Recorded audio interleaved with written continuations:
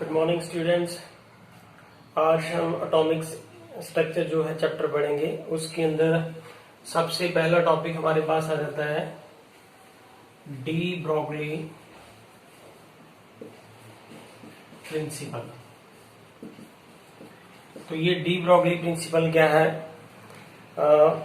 इसकी स्टेटमेंट थी कि light has the dual character, wave character as well as the particle character. So this was the statement given by the de Broglie, that is light has a dual character, wave character as well as the particle character. अगर हम इसको study करना चाहें तो according to the Planck's this E is equal to किसके बराबर होता है? It is h mu। अगर E is equal to h mu है, so this is the equation according to the Planck's, and according to the Einstein, this E is equal to mc square is given by this one. If we compare these two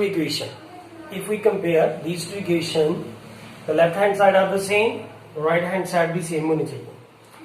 Therefore, ये जो हमारे पास h mu है, this is the h mu is equal mc square के बराबर है। अब ये हमारे पास जो म्यू है वो किसके बराबर होता है? c by lambda, and this is equal to mc square is there. And now इस c के साथ ये वाली वैल्यू c कैंसिल हो जाएगी, and we are left with the lambda is equal to h by mc. This was the equation given by the de Broglie when we are dealing with the light. So here is h is called the Planck's constant, m is the mass of the photon and c is the velocity of light. You know that velocity of light में हम electromagnetic wave की बात करते हैं। अब ये जो h है, you know that h की वैल्यू कितनी होती है? 6.625 10 is to power minus 34 joule second. Student एक मैं बात जरूर बताना चाहूंगा कि यूनिट इज वेरी इंपॉर्टेंट है। जूल सेकंड मैंने साथ में लिखा है, दैट मीन टू से यूनिट जो है वो हमें साथ ही लिखने हैं। स्टूडेंट क्या गलती करते हैं कि यूनिट नहीं डालते, तो ये unit are the very important for the calculation. You know that अगर इसको ऐसे लिखना है तो it can be change into the 6.625 10 is to power minus 34 joule को हम कैसे लिखते हैं?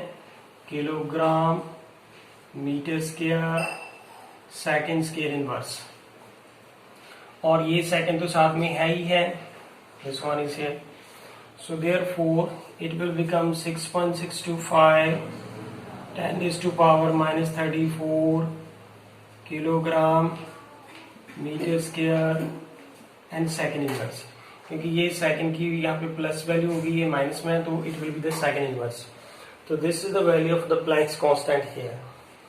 एंड इसके बाद जो c है जिसे हम कहते हैं वेलोसिटी ऑफ लाइट, तो इसकी वैल्यू कितनी होती है? 3 into 10 is to power 8 metre second inverse.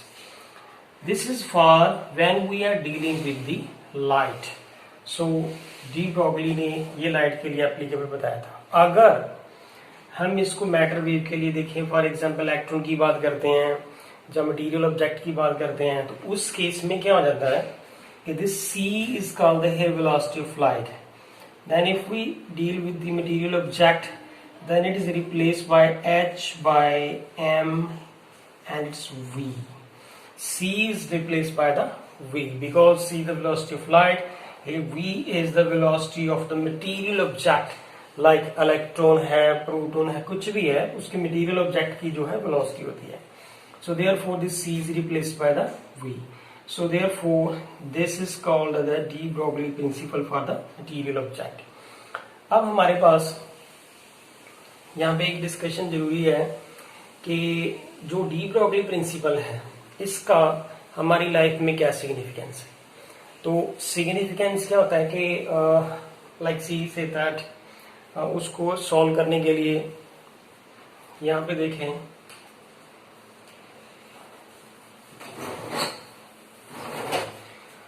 De Broglie का सिग्निफिकेंस क्या है? Let's see, lambda is equal to h by mv. We study this one. अब जो सिग्निफिकेंस क्या है कि जो डी ब्रोगली है ये माइक्रोस्कोपिक जो पार्टिकल्स हैं, माइक्रोस्कोपिक बॉडी है, उसके लिए एप्लीकेबल है, लेकिन मैक्रोस्कोपिक बॉडी के लिए ये एप्लीकेबल नहीं। दैट मीन्स कि अगर हम सिग्निफिकेंस स्टडी करना चाहें तो हमें दो बॉडी के साथ इसको लैम्डा फाइंड आउट करके देखना पड़ेगा। लेट्स सी, अगर मैं किसी इलेक्ट्रॉन की स्टडी कर रहा हूँ which is the material object, उसके लिए फार्मूला तो यही लगेगा lambda is equal to h by mv because this is the material object. अगर मटेरियल ऑब्जेक्ट है तो हमने उसका जो है मास कितना होता है इलेक्ट्रॉन का 9.1 10⁻⁻31 it is the kg। This is the mass of electron. अगर उसकी जो वेलोसिटी है let us take that it is 10⁻⁵ metre second inverse और it can be taken as 10⁻80 way. और यू नो दैट h की value जो है it is 6.625 10⁻⁻34 joule second. So this is the lambda और ये उसके लिए जो है h की वैल्यू हम यहाँ ये पुट अप करेंगे। मास की वैल्यू 9.1 इंटू 10⁻31 kg है। वेलोसिटी हमने मान लिया कि अगर इलेक्ट्रॉन की ट्रेवल जो स्पीड है 10⁸ मीटर सेकंड इनवर्स है। तो if we substitute all these values into this equation this will be the 6.625 10⁻⁻34 is the joule second and उसके बाद हमने यहाँ पे लिखेंगे 9.1 10⁻⁻31 kg। यहाँ पे स्टूडेंट यूनिट जो है वो साथ में लिखने हैं एंड उसके बाद जो है इसकी जो वेलोसिटी है that is 10⁸8 metre second inverse आ जाती है। अब हम यूनिट को साथ में ही सिंप्लीफाई करेंगे। तो let's see this lambda is equal to 6.625 10⁻⁻34 and joule को मैंने पहले भी चेंज करके दिखाया था, it's become the kilogram metre square second inverse and divided by is the 9.1 10⁻⁻31 here is kg and is the 10⁸8 metre second inverse. अगर हम इसको सिंप्लीफाई करें सो लेट्स सी किलोग्राम के साथ ये kg कैंसिल हो जाएगा, this metre is cancel with this one and this second inverse to this one and finally this lambda की वैल्यू जो आएगी वो वेवलेंथ हमारे पास मीटर में आएगी। यू नो दैट इस कैलकुलेशन के साथ पता चल जाता है कि जो लैम्डा वेवलेंथ होती है उसकी यूनिट क्या होते हैं मीटर। तो by this way we can calculate the value of the lambda with the unit calculation also. जब हम इस पूरे को सिंप्लीफाई करेंगे तो मान लीजिए I don't know but exactly इसका नियर वो 10⁻10 आंसर आ जाता है। सो दिस इज द 10⁻10 को हम यूजुअली क्या कहते हैं, this is the lambda is equal to 1 angstrom is this is value for electron which is called microscopic body। अभी तक तो हमने ये स्टडी किया कि ये सिर्फ माइक्रोस्कोपिक बॉडी के लिए, यही lambda is equal to h by mv अगर हम मैक्रोस्कोपिक बॉडी के ऊपर अप्लाई करके देखें तो लेट्स सी कि वो मैक्रोस्कोपिक बॉडी के ऊपर एप्लीकेबल है या नहीं, वो कैसे पता चलेगा। In that case we have to take a material object. Let's see. In the same way, this is delta is equal lambda is equal to h by mv is there। ये हम सिर्फ इलेक्ट्रॉन की wavelength study कर रहे थे, अब हम किसी हैवी माइक्रोस्कोपिक बॉडी की बात कर लेते हैं। Let's see, we are taking the a ball और अगर उसका बॉल का मास है it is a 0.2 kg। तो मास उसका 0.2 kg है और उसकी वेलोसिटी अगर हम देख लें तो it is 200 metre second inverse और h की वैल्यू यहाँ पे सेम ही रहेगी 6.625 10⁻⁻34 एंड द जूल सेकंड। ये हम क्रिकेट बॉल की बात कर रहे हैं which is the macroscopic body, यहाँ पे हम इलेक्ट्रॉन की बात कर रहे थे विच इज द माइक्रोस्कोपिक बॉडी। अगर हम लैम्डा इस वैल्यू के अंदर ये वैल्यू सारी पुट अप कर देते हैं तो this become 6.625 10⁻⁻34 it is the joule second here again and mass की वैल्यू कितनी थी 0.2 kg and here is the 200 is the metre second inverses gain and you know that अगर इसमें से भी दोबारा से इसको सिंप्लीफाई यूनिट फैक्टर को सॉल्व कर लें that is 6.625 10 is to power minus 34 and here is the kilogram meter square and second inverse और ये 0.2 kg आ गया and it is the 200 meter second inverse same is here ये kilogram के साथ kilogram cancel है metre से metre then second is second and when we solve the lambda here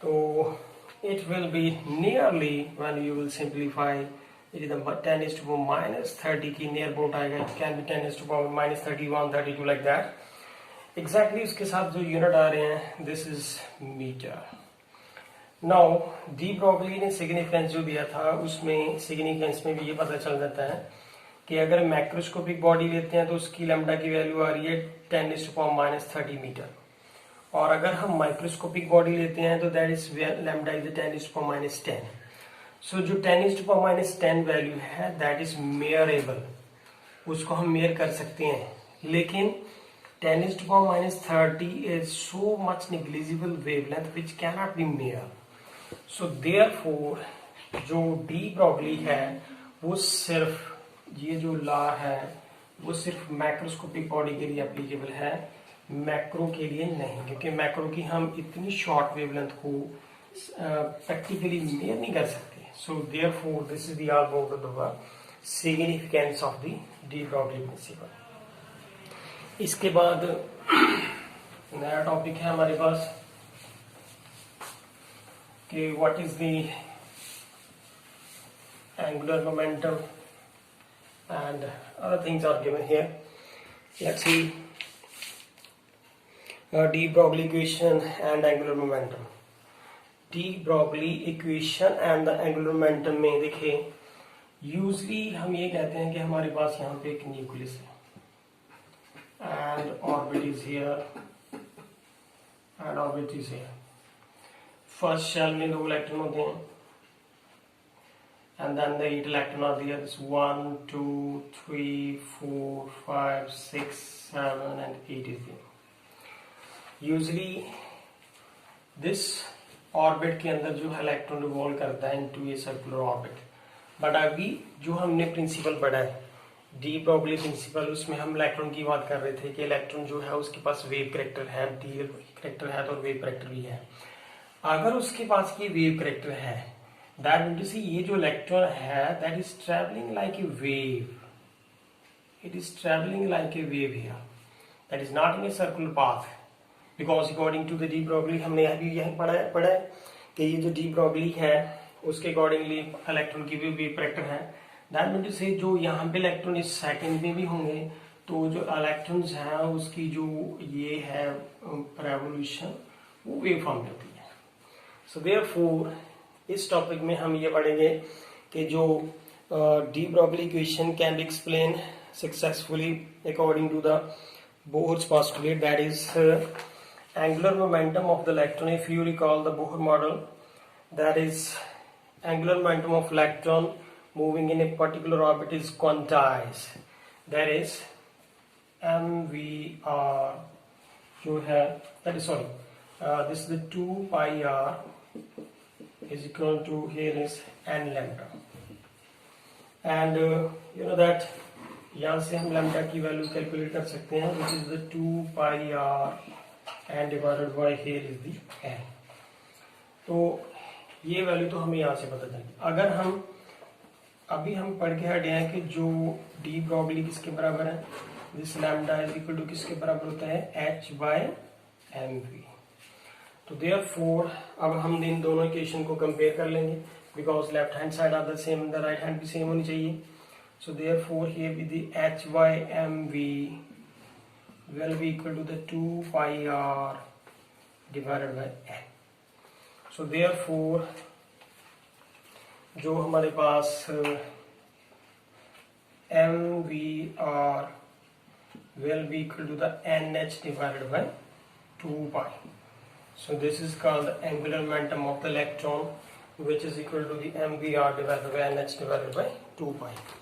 इसके साथ कुछ डिफरेंस दे रखे हैं इलेक्ट्रोमैग्नेटिक वेव में या मैटर वेव में, that is very easy.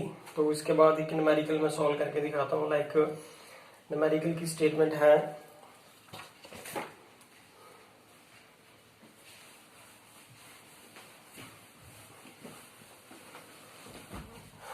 Numerical की स्टेटमेंट देखें.